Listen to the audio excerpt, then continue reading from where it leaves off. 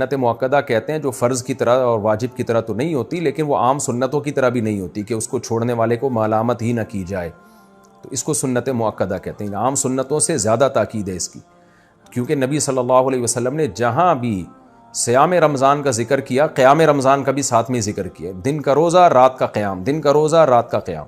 تو یہ قیام کیسے ہوگا؟ نبی صلی اللہ علیہ وسلم نے 3 دن یہ قیام کر کے بتایا کہ ایسے ہوگا۔ اس میں کتنی رکعتیں پڑھی یہ معلوم نہیں۔ پھر حضرت عمر رضی اللہ تعالیٰ عنہ کے عمل سے ہمیں پتہ چلا کہ بھئی وہ اس طرح سے 20 رکعتیں ہوں گی، کیونکہ پھر پوری دنیا میں حضرت عمر نے اسی کو رائج کیا اور چاروں اماموں کا اس پر اتفاق ہوا کہ 20 رکعت سے کم تراویح نہیں ہے۔ تو اس سے پتہ چلا کہ یہ جو قیام رمضان ہے نا، یہی تراویح ہے، اور کم سے کم یہ 20 رکعتیں ہیں۔ تو اس لیے، اور یہ سنت مؤکدہ ہیں کیونکہ ان کی بہت زیادہ تاکید ہے۔ تو سنت مؤکدہ کا حکم یہ ہے کہ مرد ہو یا عورت دونوں کے لیے ایک ہی حکم ہے، الگ الگ نہیں ہے۔ ہاں، مرد بہتر ہے کہ جماعت سے پڑھیں، جماعت سے سنت مؤکدہ نہیں ہے، خوب سمجھ لیں، انفرادی طور پر بھی پڑھ سکتے ہیں، مرد ہو یا عورت ہو، لیکن جماعت سے پڑھنا افضل ہے، کیونکہ حضرت عمر نے جماعت قائم کی تھی، اور اس لیے تاکہ قرآن ختم ہو لوگوں کا، جن کو قرآن پڑھنا آتا ہے وہ جماعت کرائیں، جن کو نہیں آتا وہ قاری کے پیچھے سنیں۔ تو اب خواتین پہ تو مسجد کی جماعت فرض نماز بھی لازم نہیں ہے، تو تراویح کہاں سے لازم ہوگی؟ تو اس لیے خواتین بہتر ہے گھر میں تراویح پڑھیں۔ مسجد جانا چاہیں تو ہماری رائے تو یہی ہے کہ اس زمانے میں ان کو مسجد جانے کی بھی اجازت ہے، حدیث میں اس کی ثبوت ملتا ہے، اور تراویح میں تو ہمیں ملتا ہے کہ اسلاف اپنے عورتوں کو بھی تراویح کی نماز میں لایا کرتے تھے۔ تو لیکن بہرحال سنت مؤکدہ یہ ہے کہ پڑھ لیں آپ، جماعت سے پڑھنا سنت مؤکدہ نہیں ہے، گھر میں پڑھنا زیادہ افضل ہے۔ تو آپ گھر میں تراویح پڑھیں، 20 رکعت پڑھیں، اور سنت مؤکدہ کا حکم یہ ہے کہ کبھی کبھار چھوٹ جائے تو انشاءاللہ گناہ نہیں، کوئی حرج نہیں ہو، اس میں کوئی گناہ نہیں ملے گا، اور اگر کسی عذر سے چھوڑ دیں تو ویسے ہی کوئی حرج نہیں ہے، کیونکہ فرض واجب بہرحال نہیں ہے۔ بہت زیادہ تھکاوٹ ہو تو چھوڑی جا سکتی ہے، اور کبھی تھکاوٹ نہ بھی ہو تو کبھی ویسے ہی بھی چھوڑی جا سکتی ہے، لیکن کنٹینیو چھوڑنے کی عادت نہ بنائیں۔ لیکن ویسے ایک جنرل نالج کے لیے بتا دوں، جو پڑھتے ہیں پراپر پڑھتے ہیں، جو نہیں پڑھتے پھر وہ چھوڑتے ہی ہیں۔ یہ تراویح ایسی چیز نہیں ہے 2 دن پڑھ لی 1 دن چھوڑ دی، تو جو ایسے کرتا ہے وہ پھر چھوڑا ہی رکھتا ہے۔ تو جو پڑھتے ہیں وہ کنٹینیو پڑھتے ہیں۔ تو نبی صلی اللہ علیہ وسلم نے جب بہت زیادہ تراویح کی فضیلت بیان کی ہے، قیام رمضان کی فضیلت بیان کی ہے، جس کو بعد میں اسلاف نے نام تراویح کا دیا، تو آپ کو چاہیے کہ اس سے قطر ادر کہ یہ سنت مؤکدہ ہے یا غیر مؤکدہ، آپ یہ فضیلت حاصل کریں، کیونکہ شاعر نے کہا ہے تمتع من شمیم عرار نجد فما بعد العشیۃ من عراری، کہ ایک خوشبو ہوتی ہے جیسے رات کی رانی کی خوشبو، یہ رات کے بعد ختم ہو جائے گی۔ تو تراویح کی فضیلت بھی رمضان کے بعد ختم۔ تو اس بحث میں پڑھے بغیر کہ سنت مؤکدہ ہے یا غیر مؤکدہ ہے، واجب ہے یا نہیں، اس بحث میں پڑھے بغیر آپ کنٹینیو پڑھ لیں، کیونکہ ثواب بہت ہے اس کا، اور یہ عید کا چاند نظر آتے ہی آپ کے پاس یہ آپشن ختم ہو جائے گا۔ لیکن حکم یہی ہے کہ سنت مؤکدہ ہے۔ انڈیا سے کسی نے پوچھا میرا حمل بار بار ضائع ہو جاتا ہے، کسی نے بتایا کہ یہ شیطانی حرکت ہے، کیا یہ صحیح ہے؟ صحیح ہے تو اس سے نجات کیسے ملے گی؟ جس نے بتایا ہے اس نے شیطانی حرکت کی ہے۔ باقی حمل کا بار بار ضائع ہونا یہ تو خواتین میں نارمل ہے، کوئی بیماری ہو سکتی ہے، کوئی مسئلہ ہو سکتا ہے، تو اس کے لیے گائنی کی ڈاکٹرز ہیں، بڑی ایکسپرٹ ڈاکٹرز بھی ہیں، آپ ان سے رابطہ کریں۔ تو یا کوئی ماہر حکیم ہو، طبیبہ ہو، ماہر ہو، حکیموں میں 2 نمبر بہت ہوتے ہیں، تو اس لیے 1 نمبر حکیم کو تلاش کریں، کوئی ماہر ہو تو اس سے بھی علاج کیا جا سکتا ہے، کیونکہ پرانا مرض ہے یہ، تو انشاءاللہ آپ ٹھیک ہو جائیں گی۔ میں بھی دعا کرتا ہوں اللہ آپ کو اس بیماری سے نجات عطا فرمائے۔ نو شہر و فیروز پاکستان سے، اگر قرآن پاک یاد ہو اور ایام حیض میں زبانی پڑھا جائے تو کیا یہ صحیح ہے یا نہیں؟ نہیں، حیض میں قرآن نہیں پڑھ سکتے، اس پہ میں مدلل کلپ ریکارڈ کروا چکا ہوں۔ سیف الدین ضیاء دہلی سے، میرے امتحان شروع ہونے والے ہیں جس کا ٹائم 12:30 ہے، تو میں ظہر کی نماز کس وقت ادا کروں گا؟ بھائی یہ مجھے نہیں پتا آپ کے یہاں ظہر کے ٹائم شروع کب ہوتا ہے ختم کب ہوتا ہے، تو امتحان اگر 12:30 پہ شروع ہو رہا ہے اور ظہر کا وقت پہلے شروع ہو جاتا ہے تو پہلے پڑھ لیں ظہر کی نماز، اور اگر ظہر کا وقت 12:30 تک شروع نہیں ہوتا تو پھر امتحان ختم ہونے کے بعد اگر ظہر کا وقت قائم رہتا ہے تو پڑھ لیں، امتحان ختم ہونے کے بعد پڑھ لیں۔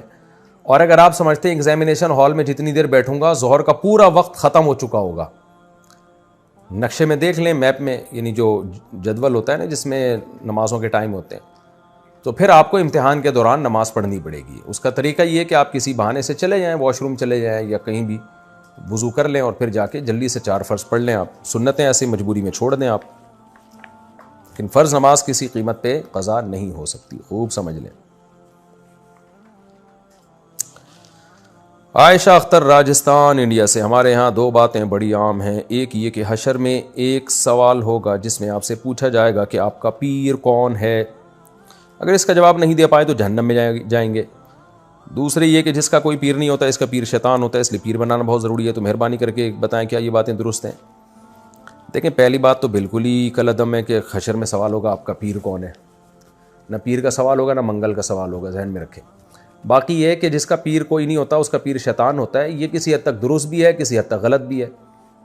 درست اس سینس میں ہے کہ عام طور پر جب آپ کے پاس علم نہیں ہوتا اور آپ صاحب علم کو اپنا رہبر بھی نہیں بناتے تو آپ گمراہ ہو جاتے ہیں، پھر گمراہ لوگ آپ کو گمراہ کر دیتے ہیں، غلط قسم کے اسکالرز کے ہتھے چڑھ جاتے ہیں آپ۔ تو صحیح علماء جو صحیح علم رکھتے ہیں ان کو پیر و مرشد بنائیں آپ، کیونکہ نبی صلی اللہ علیہ وسلم نے فرمایا، بلکہ قرآن میں فَاسْأَلُوا أَهْلَ الذِّكْرِ إِن كُنتُمْ لَا تَعْلَمُونَ، تمہیں علم نہیں ہے تو اہل علم سے پوچھو، ان سے رابطہ کرو۔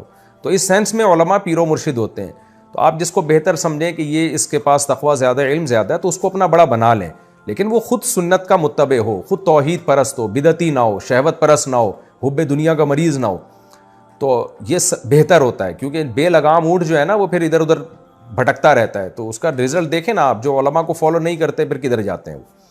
اور غلط مطلب اس کا یہی ہے کہ وہ پیر بنانا گویا فرض ہے، تو بھائی فرض نہیں ہے، اصل ہے قرآن و سنت پہ چلنا۔ تو علماء کی رہنمائی میں قرآن و سنت پہ آپ چل لیں، بے شک کسی کو پیر و مرشد نہ بھی بنائیں، تو جو اصل ہے شریعت کو فوکس کرنا ہے۔ تو اگر کوئی پیر بنائے بغیر بھی شریعت پہ چل جاتا ہے تو پھر اس کو یہ نہیں کہا جائے گا کہ اس کے پیر شیطان ہے۔ ہاں چلے وہ علماء کی نگرانی میں ہی، تو عملی طور پر علماء ہی کو پیر بنائے گا وہ، لیکن زبان سے نہیں کہے گا کہ میرے پیر ہیں وہ۔ محمد حارث انگلینڈ سے، یہاں 90% مرغی کے انڈوں میں سرخ اسپاٹس ہوتے ہیں، معلوم ہوا ہے کہ مرغی کی فارم میں چہل قدمی کی وجہ سے یا دیگر کسی وجہ سے کوئی نس ڈیمیج ہو جاتی ہے، رہنمائی فرمائیے۔ دیکھیں مجھے نہیں پتہ یہ سرخ اسپاٹس کیوں ہوتے ہیں، لیکن حقیقت میں اگر انڈا وہ اتنا خراب ہو جائے، ٹائم گزرنے کی وجہ سے اس میں سرخ اسپاٹ پیدا ہو جائے، تو پھر اس کا کھانا جائز نہیں ہے، کیونکہ وہ سڑنے لگتا ہے، وہ خبائث میں داخل ہو جاتا ہے۔ تو اب یہ آپ کو پولٹری فارم والے ہی بتائیں گے کہ سرخ اسپاٹ کس چیز کا ہے، بلڈ کا ہے پھر تو غلط ہے، بلڈ کا اگر نہیں ہے تو پھر ٹھیک ہے۔ ساؤتھ افریقہ، کیا بریلویوں کے پیچھے نماز پڑھنے سے نماز ہو جاتی ہے؟ رہنمائی فرمائے بریلویوں کی مسجد میں اذان دینا کیسا ہے؟ میں جس محلے میں رہتا ہوں وہاں بریلویوں کی مسجد میں وہاں نماز پڑھنے جاتا ہوں، اکثر مجھے وہاں کے لوگ کہتے ہیں کہ آپ اذان پڑھیں، تو میں جواب دیتا ہوں کہ ہمارے ہاں اذان سے پہلے صلاۃ نہیں پڑھی جاتی، تو کیا میں نے ٹھیک کیا؟ رہنمائی فرمایا اذان تو بھائی کسی بھی مسجد میں دی جا سکتی ہے، باقی بریلویوں کے پیچھے نماز پڑھنا جائز ہے یا نہیں، تو مسئلہ دیوبندی بریلوی اہل حدیث کا نہیں ہے، جو بھی توحید پرست ہو اس کے پیچھے نماز پڑھنا جائز ہے، اور جو بھی مشرک ہو اس کے پیچھے نماز جائز نہیں ہے، چاہے وہ دیوبندی ہو، چاہے وہ اہل حدیث ہو، چاہے وہ بریلوی ہو۔ تو اب شرک کسے کہتے ہیں؟ اللہ کے سوا کسی اور کو یہ سمجھنا کہ وہ اسباب سے ہٹ کے میری مدد کر سکتا ہے، تو یہ شرک ہے۔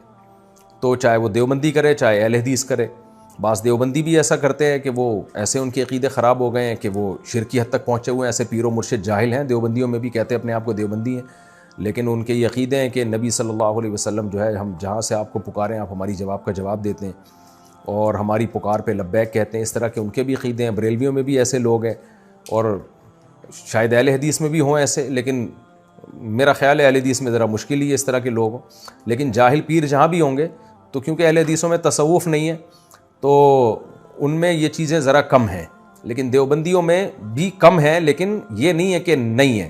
بعض دیوبندی ہم نے پیروں میں دیکھے ہیں جاہل قسم کے، تو وہ اصل میں دیوبندی ہیں ہی نہیں، لیکن لیبل ان کے ساتھ دیوبندیوں کا لگا ہوا ہے۔ اور بریلویوں میں بھی جو مستند ان کے علماء ہیں وہ اس شرک کی نفی کرتے ہیں، لیکن جو بہت ہی ایکسٹریم لیول پہ گئے ہوئے ہیں وہ یا رسول اللہ مدد اور نبی صلی اللہ علیہ وسلم کو ہر جگہ حاضر ناظر سمجھتے ہیں جسم کے ساتھ، تو یہ شرک ہے۔ تو ایسا کوئی بھی امام ہوگا اس کی اقتداء میں نماز جائز نہیں ہوگی۔ تو مسئلہ دیوبندی بریلوی اہل حدیث کا نہیں ہے، مسئلہ یہ ہے کہ صحیح العقیدہ کے پیچھے نماز ہو جاتی ہے، جو شرکی عقیدہ رکھتا ہو اس کے پیچھے نماز نہیں ہوتی۔ عبداللہ آفریدی یو کے سے، یہاں پر ایک مسجد میں بریلوی لوگ اذان سے پہلے اور اذان کے بعد بھی کچھ پڑھتے ہیں، تو ان کے پیچھے نماز پڑھ سکتے ہیں یا نہیں؟ یہ مسئلہ بھی میں نے بتایا ہے کہ بات دیوبندی بریلوی کی نہیں ہے، بات یہ ہے کہ جس کا عقیدہ شرکیہ ہو، چاہے وہ دیوبندی ہو، چاہے بریلوی ہو، چاہے اہل حدیث ہو، اس کے پیچھے نماز نہیں ہوگی، اور جس کا عقیدہ شرکیہ نہیں ہے اور اسلام کے بنیادی عقیدوں کا وہ منکر نہیں ہے، اس کے پیچھے نماز ہو جائے گی، چاہے بریلوی ہو، چاہے دیوبندی ہو، چاہے اہل حدیث ہو۔ انڈیا سے کسی نے پوچھا ہے میرا ایک لڑکی سے نکاح ہوا تھا جس کو میں بالکل بھی پسند نہیں کرتا تھا اور نہ اب کر رہا ہوں. عجیب آدمی ہے بھائی. جب سے یہ نکاح ہوا ہے اس وقت سے اب تک بے سکون ہوں. میری صحت بھی بہت خراب ہے. جب بھی اس سے بات کرتا ہوں تو اور بھی بے سکونی ہو جاتی ہے. نفرت ہوتی جا رہی ہے. کسی بھی چیز میں دل نہیں لگ رہا. میرے حالات بہت خراب ہیں. دل جیسے بجھ سا گیا ہے. میرے حالات کی وجہ سے میرے والدین پر بھی برا اثر پڑ رہا ہے. میں کیا کروں؟ آپ ایک اور شادی کر لیں میرے بھائی. اس بیچاری کو آپ چھوڑیں گے تو آج کل پتہ ہے طلاق کے بعد لڑکیوں کا ہوتا کیا ہے. اور دوسری بات آپ کی غلطی ہے. آپ کو دیکھ بھال کے شادی کرنی چاہیے تھی. اگر آپ کو بالکل بھی پسند نہیں تھی تو آپ اڑ جاتے. آپ نے دوسرے کی زندگی کو اپنی ماں باپ کی بھینٹ کیوں چڑھا دیا بھائی؟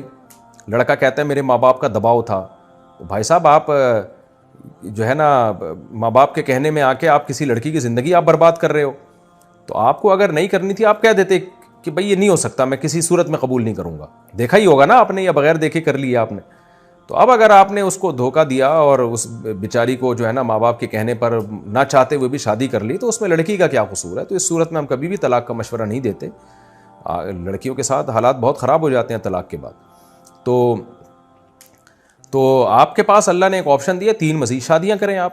اور میں انشاءاللہ آپ کو دعوے سے کہتا ہوں جب آپ ایک اور شادی کریں گے تو اس پہلی بیوی سے بھی آپ کو محبت ہو جائے گی, کیونکہ آپ کی ایک ڈیزائرز ہیں جو جسمانی ڈیزائرز ہیں, وہ جب دوسری بیوی سے پوری ہوں گی تو اس کو آپ اس طور پر قبول ذہن کر لے گا کہ بھئی چلو میرے نکاح میں یہ پہلی عورت ہے جو میرے نکاح میں آئی ہے. انسان کو پہلی بیوی سے اس بیس پہ بھی محبت ہوتی ہے کہ میں جب کما رہا تھا تو پہلی عورت میری زندگی میں آئی ہے. تو یہ بھی ایک وجہ ہوتی ہے.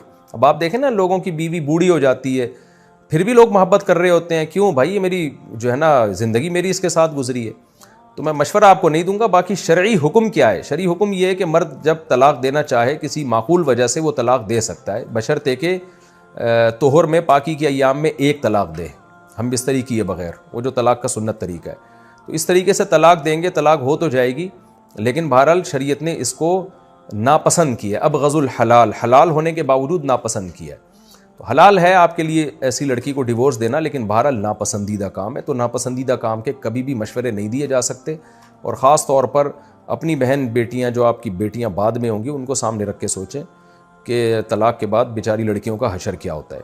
تو اس لیے آپ ان کو اتنا زیادہ بوجھ دل پہ نہ لیں, ایک اور شادی کریں اور اس کے ساتھ جو ہے انشاءاللہ اس کے بعد آپ کے دل میں اللہ اس کی محبت بھی انشاءاللہ ڈال دے گا.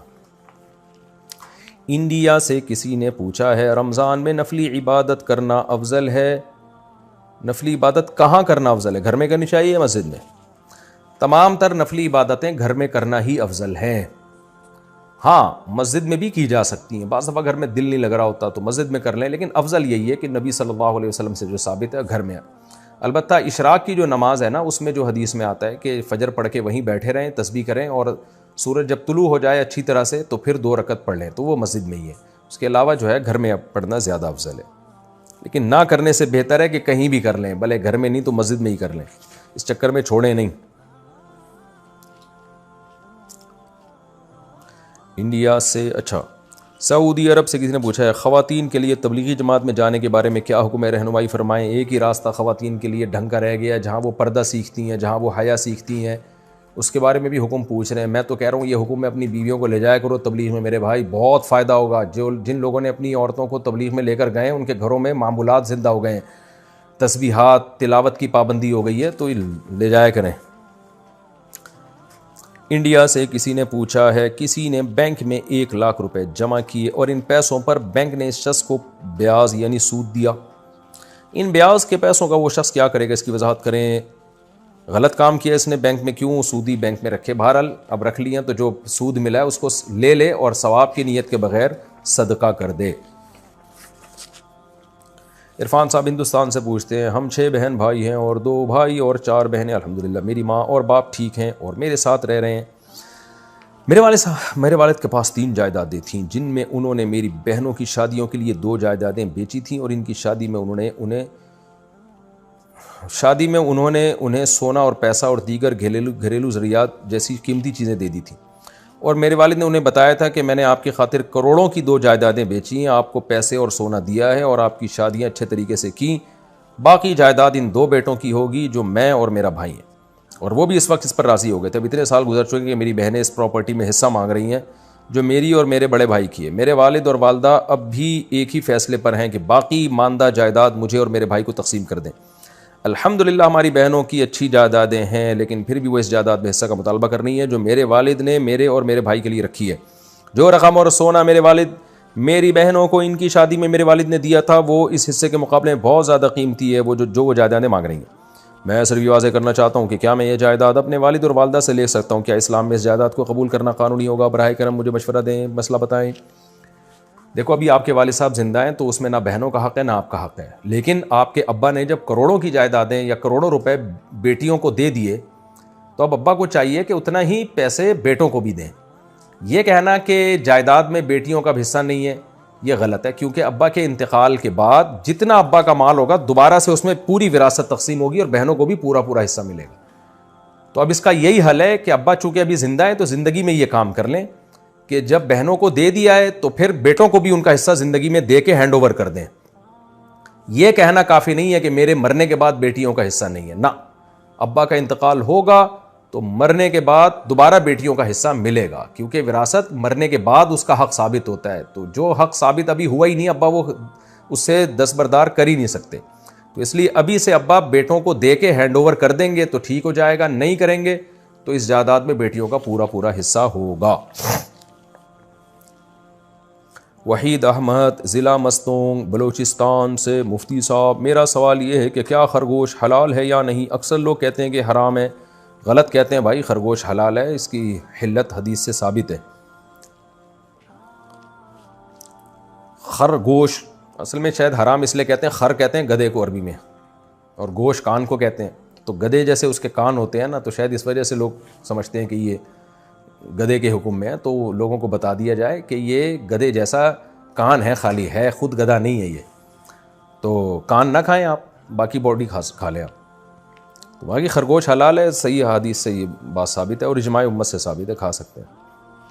پاکستان سے کسی نے پوچھا ہے فرض نماز میں پڑھے جانے والے نفل کھڑے ہو کر پڑھنے چاہیے یا بیٹھ کر؟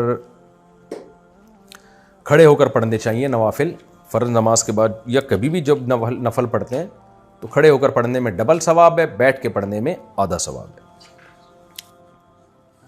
عرفان صاحب ہندوستان سے پوچھتے ہیں ہم 6 بھائی بہن ہیں، 2 بھائی اور 4 بہنیں. اچھا یہ تو ہو گیا مسئلہ. شہباز احمد بہار انڈیا سے.